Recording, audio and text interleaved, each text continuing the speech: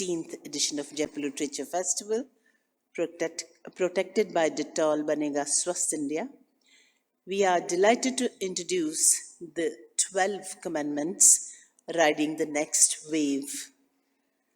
Serial entrepreneur Sam Santhosh shares his experiences and learning from his phenomenal success in startups.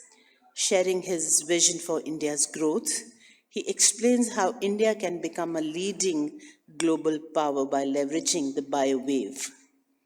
Examining developments in genomics, proteomics, and synthetic biology, Santosh discusses the new economic revolution and the ways in which it will change life as we know it. Let's welcome Sam Santhosh on stage. Sam Santhosh is an entrepreneur. He made his mark by setting up California Software Co and taking it public in India. He has led the genomic revolution in India by incubating and launching multiple companies, leveraging next-generation sequencing and bioinformatics through his incubators SciGenom Labs in Kochi and San Francisco. He established MedGenome as the leading genomic these are new words, as the leading genomic diagnostic and research company, and he is often called the Genome Man of India. Santosh established SciGenom Research Foundation, a non-profit trust, in 2011. Our next speaker who will be conversing with Santosh is Hitha Haridas, an editor of DC Books. She works with the Mango imprint for children at DC Books.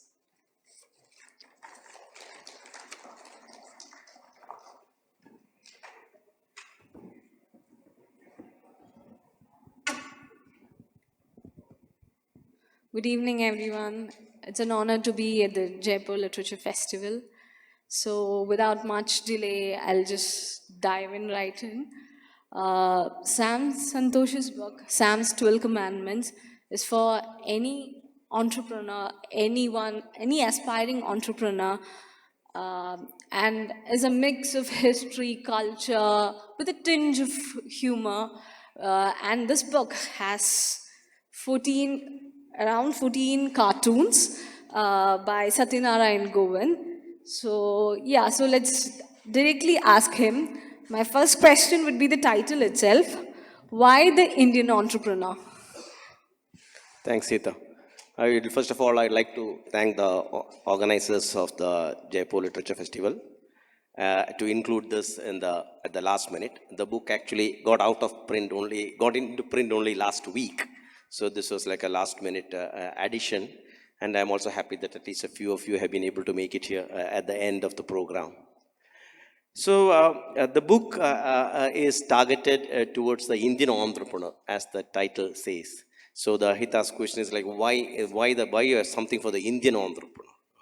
You know, so that is because I strongly believe that Indians have a long and imprinted cultural background in us, and we are put into a world sort of defined by the Western civilization.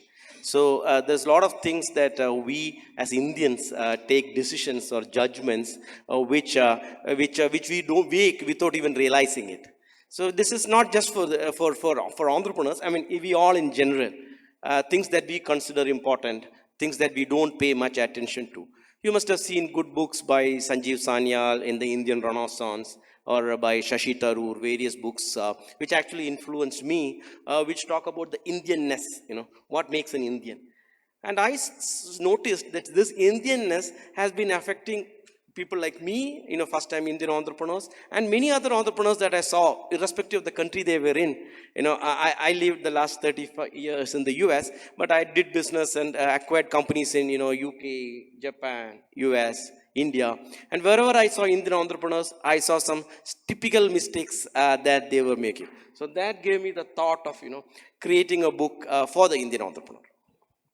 So yeah, that brings me to the next question. You've been in the IT industry for 20 years, and then you suddenly decide to make a leap into genomics. So how does that happen? Yeah. It first 20 years of my entrepreneur life. I mean, I always been an entrepreneur. So after I finished my MBA from IIM Calcutta, I jumped into entrepreneurship in '87. Many of these youngsters would not have been born then, and IT was just beginning. So I was lucky, being able to ride the IT wave, in those first 20 years. But that I was a first-time entrepreneur, had really no money, and just some guts, no experience getting out of the school, and doing that. But it was a wonderful journey. And I took a company public, and it was good. But at the same time, I was getting a little bit fed up with software by around mid 2000, and that is when the human genome was sequenced. The first human genome was sequenced, and that was a big fanfare, especially in the US. I was like taken in by that. But I had not studied biology after my 10th grade. I had gone by the engineering stream, and I was really intrigued at how we can really now make use of the genome, the genomic code. But it took me some time. So unlike what you and many people think, it's not like a jumping in suddenly from one field to the other. It took nearly 6 years of preparation. And luckily, since my software company was established, there was enough time and and money that I had, I could take the freedom to learn. So I actually went back to school, in the sense that I took evening classes at Berkeley, MIT, and places like that, and also started learning extensively on my own. So that takes a lot of time, and it took me about 5 years to get a sense of, okay, what a business play can be possible in genomics, and that is an incentive to really then make the step. And even after that, you can't do it on my own, in the sense that whatever you learn in a few years still is very rudimentary, especially in a field as complex as genomics. But there are a lot of Indian scientists and Indian entrepreneurs in the US were keen to help other people starting in India. So with a good set of consultants that I could recruit in the US, I made the plunge into India in genomics. So in the book also you always mention about BioWave and how and its potential, and so could you throw a bit of light on the implications and Yeah. what you're trying to explain through the book? So the biowave is something which I coined just after reading many of the early books, like Alvin Toffler's, who would always predict the waves, first wave, second wave, third wave of as humanity moves. And I feel that now we are at the very cusp of a bio wave. This is initially fueled by the genomic revolution, mainly by the DNA sequencing, which started about 15 years back, like I said, when I jumped into genomics. But the major advantage has been that the power of sequencing went up drastically, and the cost of sequencing came down too. So what cost like maybe $1 million like 10 years back to sequence a human genome can now be done at like $400 or $500. So, and what would take like weeks earlier now can be done in a day or two.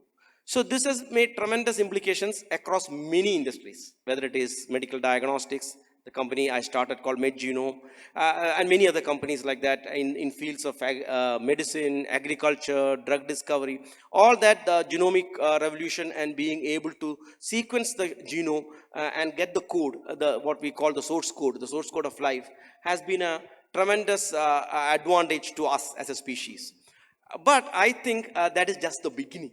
So we got the code, and we have been able to learn something from it. We can predict a disease. If you had cancer, we can know what is the mutation, genetic mutation that led to the cancer. So you can choose the right drug. So many things like that, that has already helped us.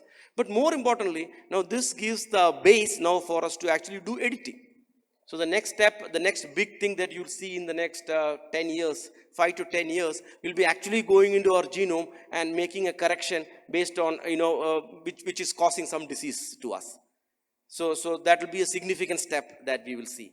We are sort of playing God, So even the future of our species as a Homo sapiens, in an evolving way, the natural evolution has stopped or will stop in the next couple of generations. We will be creating, whatever we are going to call it, the new species, by making those changes to our code. And by the way, it might sound revolutionary, but it is only like one step. There's the next step happening after that, which is called synthetic biology. So not only can we make small changes to the genome to correct mistakes, but we can also create new life forms. We can add genes, to microbes or yeast initially, and then later to even more larger organisms. So many of the problems that we face now, created by our industrial revolution in the last maybe 250 years, of pollution, of global warming, all those can be solved, or maybe currently only can be solved by using the power of the biology. So all this is going to create what in the book, I call it a tsunami in a slow motion. So that is what is going to hit us overall, all over the world. But India is poised to take a really good advantage of that, because we have so much advantages of our large population, ancient population. We have so many genetic mutations which other parts of the world do not have, which can be of a lot of value. We have tremendous biodiversity. So that gives us a lot of power in harnessing the code of many plants and animals, which are very unique. So all this will give us will lead to major changes in our civilization. Of course, it has a lot of drawbacks also. So it's not all positive. We'll have to address serious ethical questions, ethical issues. How much should we do editing? How much, what are the repercussions that is going to happen because of that? So ethical concerns will going to be one big thing.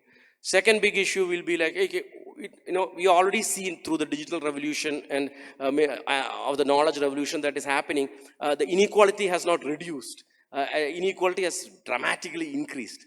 So as new technologies like this come, the major questions that we will need to ask is, how do we ensure that it is equitable?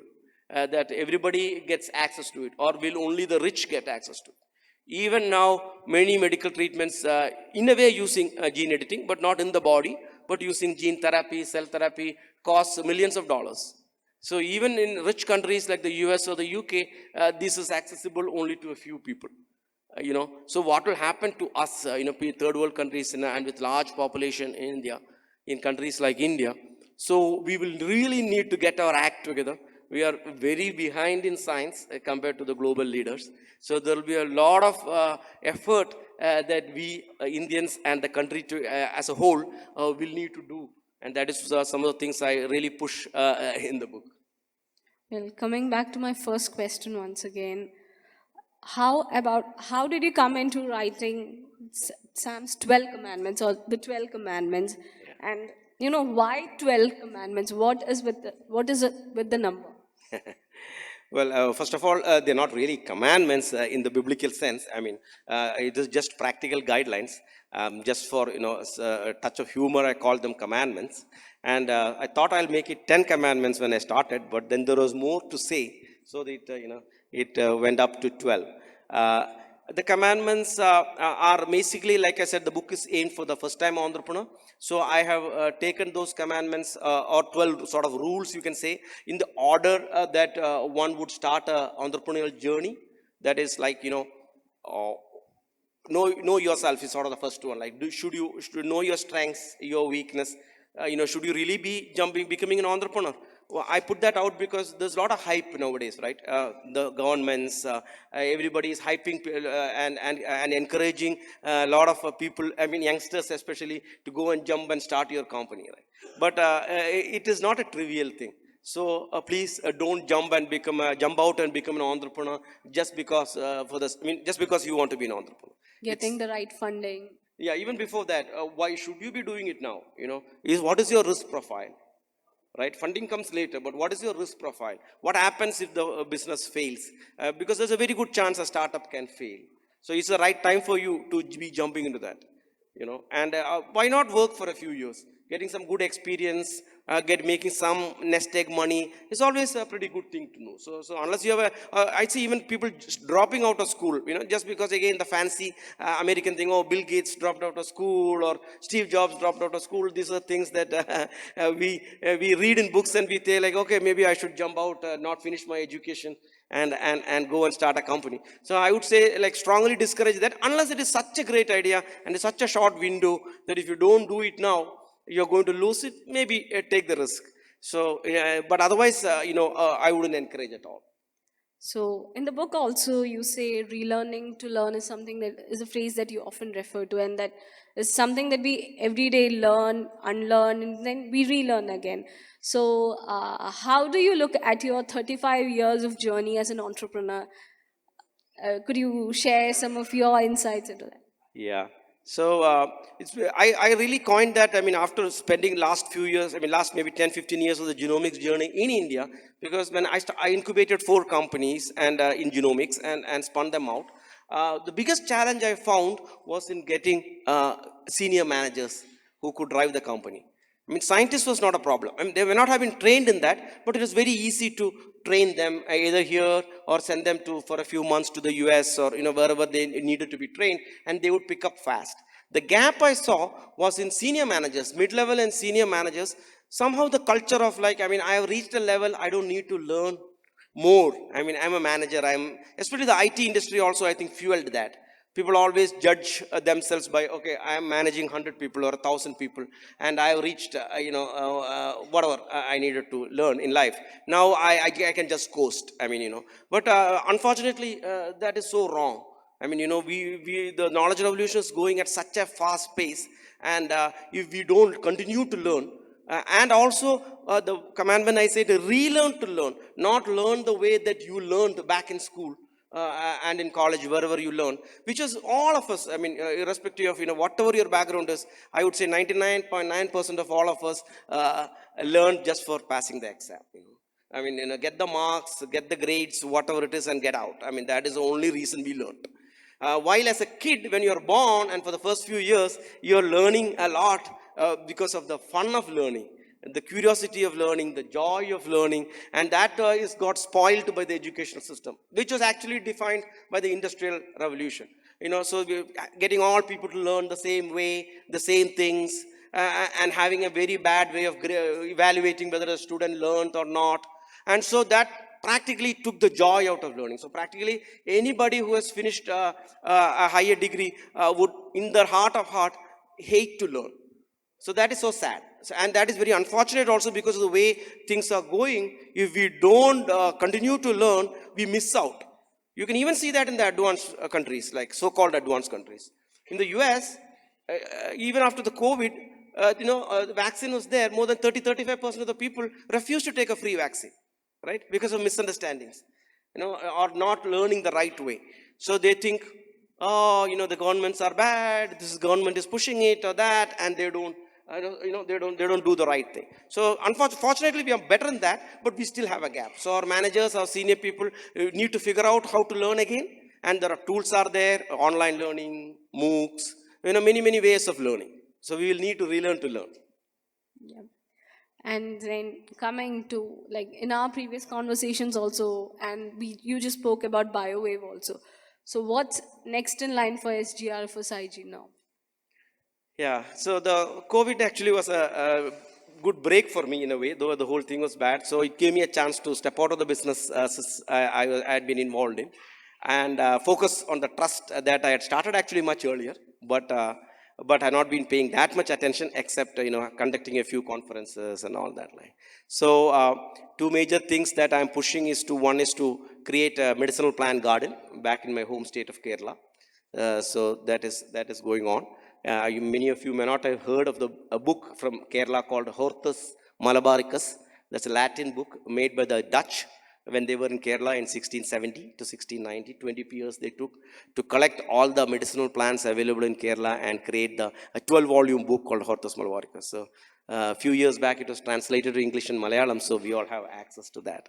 So I'm creating a garden which has all these plants actually growing in them.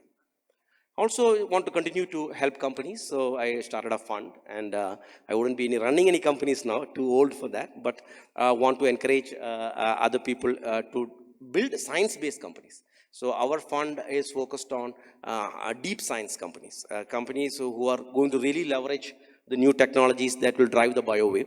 So fund them. I feel that the current set of funding, there's a lot of money coming to India. So per se, there is no lack of funds, but the typical venture capitalists or the private equity funds are all influenced by the IT and the e-commerce and edtech and fintech and all that, and they want sort of fast exits out. In a science company, that is not possible. It will take time. So it will take 3 to 5 years for a science company to develop and get to a decent stage. So you need some patient funding. So that is where we are hoping to help a few companies, help them grow after the initial seed stage, but then help them grow to the level they can get venture capital funding, a Series A. So from post-seed to Series A is a set of companies, science-led, science-based companies that we are already started investing in. Okay, with less than 5 minutes, I think we can open for a couple of questions. So yeah, the gentleman on the first. Hello, sir. It was a wonderful session. I had a myriad of questions when the word genome was spoken about, but I think I would stick to entrepreneurship. So, in entrepreneurship, I wanted to ask if someone wanted to start at a young age, and it is like in IT specifically, we have many options. Like if one is a solopreneur, then he has options like starting up a drop shipping company and taking a flavor of entrepreneurship. But when it comes to biology, the capital intensive nature of the industry scares the entrepreneurs a lot. So what would you suggest that there are some ways in which you could taste the flavor of the industry and ride the bio wave, as you said? Yeah, absolutely. I think it's a very, very good point, because science companies need time, like I said, and like you said now, needs more money. Most of the plays have become capital intensive. So it is not like, software where you can create something and maybe it's vaporware, but they call it software, and you can, sort of bluff your way through it. You must have all seen the big story in the US, a company called Theranos, which went bust because of they were from the software industry. An Indian guy was the president. So software, you can sort of make something and claim you have, and then, but in biology, and especially if it is medical diagnostics and all that, you can't bluff your way. You have to have a really good solution which really works, and it has to be tested. So it takes time. So what do you do? So I'll tell you what I did. So when I started vendor genomics, so I felt the same thing. I did have some money because it was my second innings. So I had some money from my first innings, but still I knew in a biotech play that is not going to last too long. So what I did was that I made sure that there is some services revenue that come in the beginning while I'm incubating my product company, right? So and genomics in India at that time, there was no sequencing available. So we were the first to offer sequencing services. And using that revenue, I could hold the company and I could incubate my first unit, that is MedGenome, for nearly 3 years without taking any outside money. So and then by that time the business model was clear for the company and it was easier to attract funding. So that is one option. Second option, which I explained in the book also, is that try to get an anchor customer, right? We call that an anchor customer, like a ship anchor. So like a big, good customer, and find and make like a custom solution, whatever is with your idea for that customer. Use that customer as your main guy. Then try to develop that. So you get some revenue. Okay, so somebody else had a question. Quickly, please, we are running out of time.